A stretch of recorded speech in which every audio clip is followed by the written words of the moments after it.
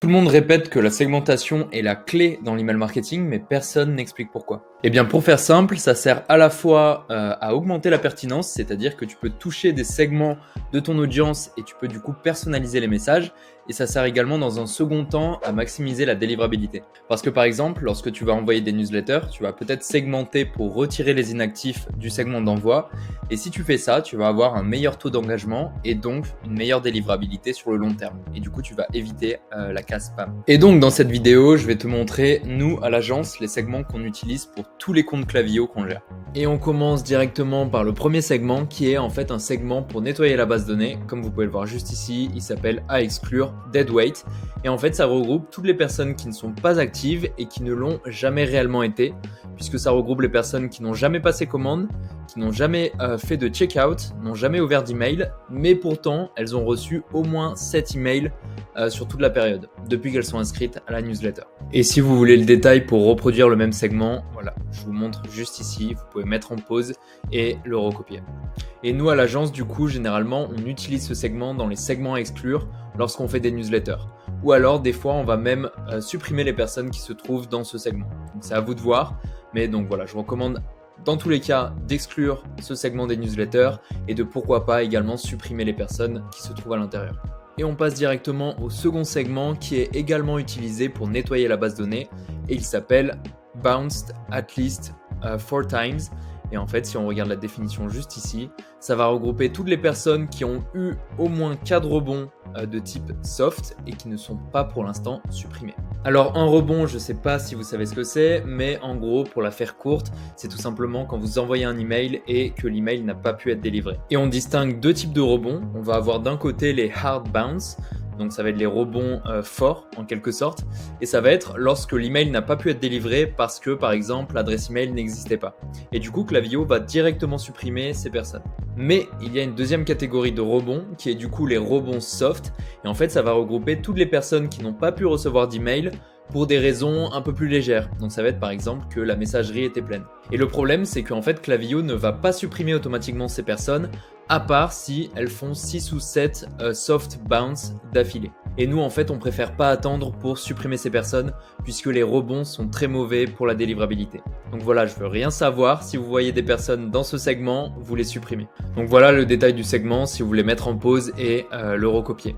Une chose, si vous voulez spécifier le type de bounce, donc pour le mettre en soft ici, il faut cliquer ici, sélectionner bounce en données principales et ici vous pouvez ajouter un filtre. Là ce sera donc bounce type et vous pourrez choisir, là ça me propose que hard mais vous aurez la proposition soft également.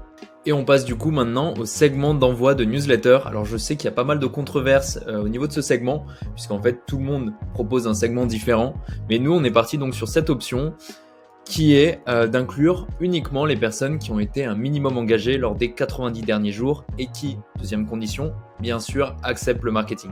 Et la raison pour laquelle on ne s'est pas contenté de uniquement mettre une condition liée à l'ouverture des emails, c'est parce qu'en fait le taux d'ouverture n'est plus du tout fiable à cause de la mise à jour d'iOS. En gros, je ne vais pas rentrer dans les détails, mais en fait Apple Mail arrive à déclencher le tracker qui nous dit qu'une personne a ouvert l'email sans que l'utilisateur ait besoin d'ouvrir l'email tout simplement. Donc en fait ça fausse totalement les résultats, surtout si vous avez beaucoup d'utilisateurs d'Apple.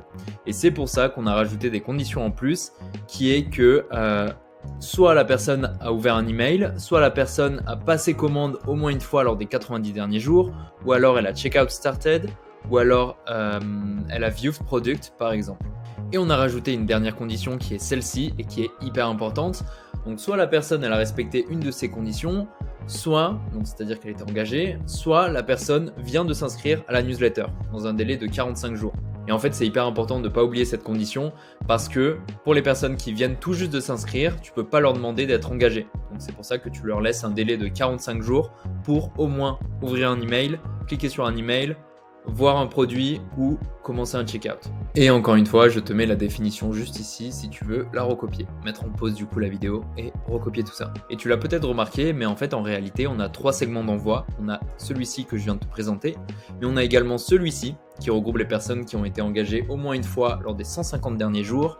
Et ici, un autre segment également, mais qui regroupe cette fois-ci les personnes qui ont été engagées lors des 200 derniers jours. Et donc pour être sûr que tu comprennes bien, tu as ici un segment qui va regrouper les personnes les plus engagées de ta base de données. Ici, tu as un segment qui regroupe à la fois les personnes les plus engagées, mais aussi les personnes qui ne sont plus réellement engagées depuis un certain moment. Et ici, avec les 200 jours, tu vas toucher une grosse partie de ta base de données. Ça regroupe du coup les personnes engagées, les personnes moyennement engagées et les personnes qui sont peut-être un peu moins engagées. Et l'avantage en fait d'avoir ces trois segments, c'est que tu peux alterner entre les trois. Et du coup là à l'écran, je vais essayer de te mettre une image de notre stratégie. Donc ça s'appelle une stratégie en escalier au niveau de l'envoi des newsletters. Et pour la faire courte, en fait, on va utiliser le segment qui regroupe les personnes les plus engagées de ta base de données pour les newsletters peut-être un peu lifestyle où tu donnes du contenu. Ensuite, le second segment, on va peut-être l'utiliser pour les sorties produits, pour les événements assez importants. Et ensuite, le troisième segment, celui de 200 jours, on va plutôt l'utiliser pour cette fois-ci les gros événements, par exemple le Black Friday, pour Noël. Et en fait, voilà, ce sera quelques fois dans l'année. Et l'avantage de faire ça, en fait, c'est que comme la majorité de l'année, tu vas osciller entre le segment de 90 jours et le segment de 150 jours, tu vas avoir une bonne délivrabilité, puisque tu auras un bon taux d'engagement, puisque tu envoies uniquement aux personnes engagées. Et pour les moments importants, tu pourras te permettre de toucher un maximum de monde. Et honnêtement, je pense que cette stratégie, tout le monde devrait l'utiliser. Après, peut-être que vous pouvez adapter en fonction de vos résultats. Peut-être que votre segment regroupant les personnes les plus engagées, c'est pas 90 jours, mais plutôt 120 jours.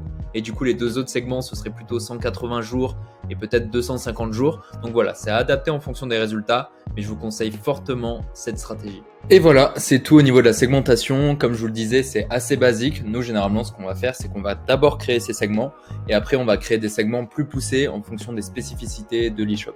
Et au niveau de la segmentation, j'ai remarqué deux erreurs, donc je vous les partage comme ça, vous évitez de les faire. La première, c'est l'hypersegmentation, c'est-à-dire que les marques vont faire des segments trop précis et après, on se retrouve avec seulement 50 personnes dans le segment et ça sert plus à rien. Et le second, c'est de faire des segments par pur plaisir de faire des segments. Ça ne sert à rien. Donc, si le segment ne vous sert pas pour envoyer des communications ou s'il ne vous sert pas pour analyser de la data, vous le supprimez. Voilà, c'est tout sur la segmentation. Pense à t'abonner si tu veux qu'on continue de faire ce genre de vidéos. Et sinon, je te dis à la prochaine.